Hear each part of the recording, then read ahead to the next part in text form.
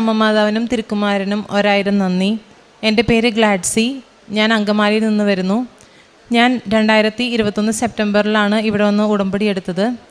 ഞാൻ എൻ്റെ ഉടമ്പടി നിയോഗത്തിൽ വെച്ച 6 കാര്യങ്ങളിൽ എൻ്റെ 4 കാര്യങ്ങൾ അമ്മമാതാവ് എനിക്ക് സാധിച്ചു തന്നു. അതിലൊന്നാമത്തേത് എനിക്ക് OET എക്സാം പാസ്സാവുന്നതിന് വേണ്ടിയിട്ടായിരുന്നു. ഒരു വിദേശ ജോലി എൻ്റെ വലിയ സ്വപ്നമായിരുന്നു. അപ്പോൾ ഫസ്റ്റ് ഞാൻ ഉടമ്പടി എടുത്തതിന് ശേഷം ഞാൻ ആദ്യത്തെ 90 ദിവസത്തിനുള്ളിൽ OET എക്സാം എഴുതി. അന്ന് പ്രാർത്ഥനയിലേക്ക് ഞാൻ വളരെ തീക്ഷ്ണതയായിട്ടാണ് ഞാൻ OET എക്സാം എഴുതിയത്. പക്ഷേ അമ്മമാതാവ് എനിക്കത് തന്നില്ല. അപ്പോൾ രണ്ടാമത്തെ പ്രാവശ്യം എക്സാം എഴുതിയപ്പോൾ ഞാൻ വളരെ ഡെസ്പായിരുന്നു. എനിക്ക് എൻ്റെ പ്രാർത്ഥനാ ജീവിതം കംപ്ലീറ്റ്ലി ഡൗൺ ആയിപ്പോയി.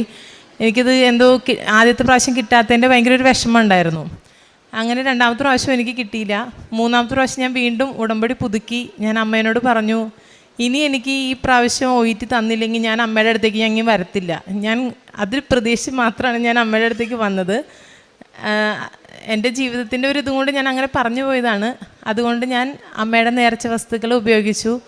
അമ്മയുടെ ഉടമ്പടി കാശുരൂപം ഞാൻ എൻ്റെ എക്സാമിന് പോയപ്പോൾ കൂടെ കൊണ്ടുപോവുകയും ഉടമ്പടി തൈലം ഞാൻ പുരട്ടി പ്രാർത്ഥിക്കുകയും ചെയ്തിരുന്നു.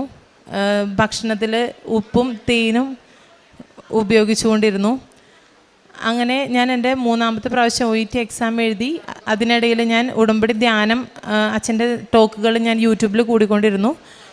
അങ്ങനെ മൂന്നാമത്തെ പ്രാവശ്യം എൻ്റെ OET എക്സാം എനിക്ക് അയർലൻഡ് സ്കോറോടുകൂടി അമ്മമാതാവ് എന്നെ പാസ്സാക്കി തന്നു. അതിനുശേഷം ഞാൻ പ്രോസസ്സിങ് സ്റ്റാർട്ട് ചെയ്തു. കുറച്ച് പ്രതിസന്ധികളൊക്കെ ഉണ്ടായിരുന്നു. അയർലൻഡ് ഒരുവിധം യൂറോപ്യൻ കൺട്രീസൊക്കെ സ്റ്റേ ചെയ്തിരിക്കുകയായിരുന്നു. സെപ്റ്റംബർ 8 നോയമ്പിൻ്റെ സമയത്ത് എൻ്റെ OETയുടെ വാലിഡിറ്റി തീർന്നുകൊണ്ടിരിക്കുന്നു. എനിക്ക് ആകെ വിഷമമായി. ആ സമയത്ത് എൻ്റെ അമ്മ മാതാവിൻ്റെ അടുത്ത് പ്രാർത്ഥിച്ചു, ഈ 8 നോമ്പ് തീരുന്നേക്കാളും മുന്നൊരു ഇൻ്റർവ്യൂ എനിക്ക് പാസ്സാവണം എന്നുള്ളത്. സെപ്റ്റംബർ 2 എനിക്ക് ഇൻ്റർവ്യൂ വന്നു. ആ ഇൻ്റർവ്യൂ ഞാൻ പാസ്സായി. ഇപ്പോൾ എൻ്റെ പ്രോസസ്സിങ് എല്ലാം ഒരുവിധം ഏകദേശം തന്നെ റെഡിയായി. അടുത്ത മാസം ഫസ്റ്റ് വീക്ക് എനിക്ക് അയർലൻഡിലേക്ക് പോകാൻ സാധിക്കും. ഇത്രയും വലിയ അനുഗ്രഹം തന്ന അമ്മയ്ക്ക് ഞാൻ 1000 നന്ദി പറയുന്നു. രണ്ടാമതായി, ഞങ്ങളുടെ വീട്ടിൽ 15 സെൻറ്റ് സ്ഥലമാണ്. ആ സ്ഥലത്ത് ഞങ്ങൾക്ക് 6 തേക്ക് മരമുണ്ട്. ഈ 6 തേക്ക് മരവും അത്യാവശ്യം നല്ല വലിപ്പമുള്ളതാണ്. അപ്പോൾ നമ്മളൊരു കച്ചവടക്കാരെ വിളിക്കുമ്പോൾ അവർക്കത് ഫുള്ളായിട്ട് മുറിക്കാണ്ട് കൊണ്ടുപോകണം എന്നുള്ളൊരു സിറ്റുവേഷനായിരുന്നു. അപ്പോൾ നമുക്ക് അടുത്തടുത്ത് വീടുകൾ അങ്ങനത്തെ പ്രശ്നങ്ങളൊക്കെ ഉണ്ട്. അപ്പോൾ അങ്ങനെ വരുമ്പോൾ നമുക്കും ഭയങ്കര ബുദ്ധിമുട്ട്. വിലയും ആർക്കും വലിയ വിലയൊന്നും ആർക്കും കാണുന്നില്ല. 1.5 ലക്ഷം രൂപയൊക്കെയാണ് 6 തേക്ക് മരത്തിന് പറയുന്നത്. ഞങ്ങളത് അമ്മമാതാവിൻ്റെ അടുത്ത് പ്രാർത്ഥിച്ചു. അമ്മയുടെ ഉടമ്പടി നേർച്ച വസ്തുവായ ഉപ്പ് ഞങ്ങൾ ആ തേക്കിൻ്റെ അടിയിൽ കൊണ്ടുപോയി വിതറി അമ്മേനോട് പ്രാർത്ഥിച്ചു. ഉടമ്പടി ധ്യാനം കൂടിക്കൊണ്ടിരുന്നു.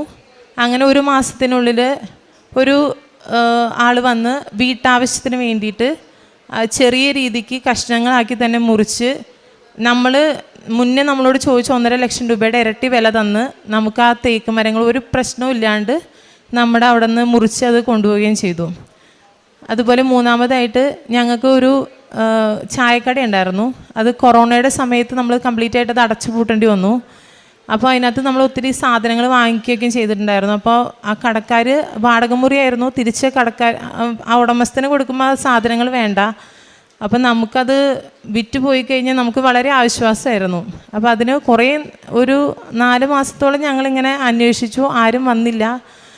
അങ്ങനെ അതും രണ്ടാമത്തെ പുതുക്കലിൽ വന്നപ്പോൾ ഉടമ്പടിയിൽ വെച്ചു.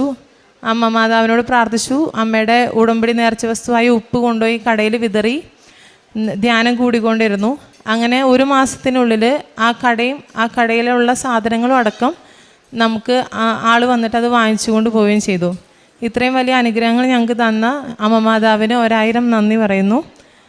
ഞങ്ങൾ കാരുണ്യപ്രവർത്തികളായിട്ട് നമ്മൾ ബസ് സ്റ്റാൻഡിലും റെയിൽവേ സ്റ്റേഷനിലൊക്കെയും പൊതിച്ചോറ് കൊണ്ട് കൊടുക്കാറുണ്ട്.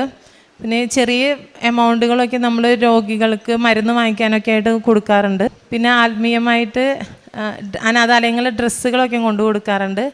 ആത്മീയമായിട്ട് ഞങ്ങൾക്ക് കുർബാന ഒരുവിധം മുടക്കം കൂടാണ്ട് കുർബാനയിൽ പങ്കെടുക്കാനും കുടുംബ പ്രാർത്ഥന എല്ലാ ദിവസവും ചൊല്ലാനും ബൈബിൾ വായിക്കാനൊക്കെ ഒരു അനുഗ്രഹം ആത്മീയമായിട്ട് വളരാനായിട്ട് ഈ ഉടമ്പടിയിൽ ഞങ്ങൾക്ക് സാധിച്ചിട്ടുണ്ട്. ഇത്രയും വലിയ അനുഗ്രഹം തന്ന അമ്മമാതാവിനും ഈശോയ്ക്കും 1000 നന്ദി പറയുന്നു. ലൂക്കായുടെ വിശുദ്ധ സുവിശേഷം 1:37-38 തിരുവചനങ്ങളിൽ ദൈവത്തിന് അസാധ്യമായി യാതൊന്നുമില്ല. ഈ തിരുവചനങ്ങളിൽ അതിന് ആമേൻ പറഞ്ഞത് പരിശുദ്ധ അമ്മയാണ്. ആദ്യം ആമേൻ പറഞ്ഞത്. ദൈവത്തിന് അസാധ്യമായിട്ട് യാതൊന്നുമില്ല എന്നറിഞ്ഞതും അതിന് ആമേൻ പറഞ്ഞതും ജീവിച്ചതും എല്ലാം പരിശുദ്ധ അമ്മയാണ്. ആ അമ്മയുടെ മധ്യസ്ഥതയിലെടുക്കുന്ന മരിയൻ ഉടമ്പടി പ്രാർത്ഥനയിലൂടെ ഇന്നും കാനായിലെ കല്യാണ വീട്ടിൽ ആ കുടുംബത്തിന് വേണ്ടി പ്രാർത്ഥിച്ച അമ്മ ഇന്നും എങ്ങനെയാണ് മനുഷ്യ കുടുംബങ്ങൾക്ക് വേണ്ടിയിട്ടുള്ള തൻ്റെ പ്രാർത്ഥന തുടരുന്നത്. അങ്ങനെ ഇന്ന് ഓരോ അനുഭവങ്ങളും നാം കേൾക്കുമ്പോൾ അത് ഓരോരുത്തർക്കും അവരുടെ അനുഭവങ്ങൾ വ്യത്യസ്തങ്ങളാണ്. നാം കേൾക്കുമ്പോൾ നമുക്ക് കൂടുതൽ ദൈവസ്നേഹം കൊണ്ട് നമ്മെ നിറയ്ക്കുന്നതാണ്. തൻ്റെ OET എക്സാം പാസ്സാകുക അതത്രയ്ക്ക് ഈസി ആയിരുന്നില്ല ഗ്ലാഡ്സിക്ക്. എന്നാൽ തൻ്റെ ജീവിതത്തിൽ പിന്നീട് തനിക്ക് തന്നെ മാറ്റങ്ങളൊക്കെ വരുമ്പോൾ എങ്ങനെ തൻ്റെ എക്സാം ക്ലിയർ ആക്കുവാനും ഇന്ന് പോകുന്ന ഡേറ്റൊക്കെ താൻ എടുത്തു കഴിഞ്ഞു. അങ്ങനെ അടുത്ത മാസം പോകുന്നതിന് വേണ്ടിയുള്ള തയ്യാറെടുപ്പോടെ ഈ മകൾ നിൽക്കുകയാണ്. അതുപോലെ തങ്ങൾക്ക് കിട്ടിയ മറ്റ് കൃപകൾ അതെല്ലാം നാം വിശ്വാസത്തിൻ്റെ കണ്ണുകളിലൂടെ നോക്കിക്കാണുമ്പോൾ ഒരു ദൈവ പൈതലിന് എല്ലാറ്റിലും ദൈവിക സ്പർശനമുണ്ട്. അങ്ങനെ ദൈവത്തിനൊന്നും അസാധ്യമല്ല എന്ന് ഈ തിരുവൾത്താരയിൽ നിന്നുകൊണ്ട് ഈ മകളും വിളിച്ചു പറയുകയാണ്. നമുക്ക് ഈശോയ്ക്കും അമ്മയ്ക്കും നന്ദി പറയാം. കരങ്ങളടിച്ച് ദൈവത്തെ സ്തുതിക്കാം. യേശുവേ നന്ദി, യേശുവേ സ്തുതി, യേശുവേ ആരാധന. അത്യപൂർവ ദൈവാനുഭവങ്ങൾ ഇനി നിങ്ങൾക്കും സ്വന്തം.